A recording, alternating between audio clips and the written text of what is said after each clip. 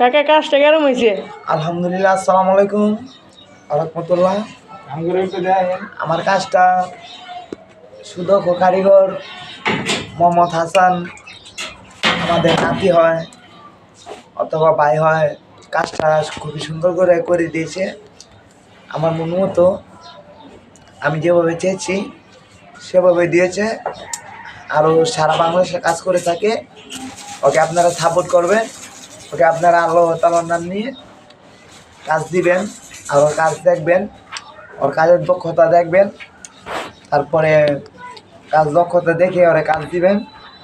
কাজ দেখলে কাজ বুঝতে পারবেন।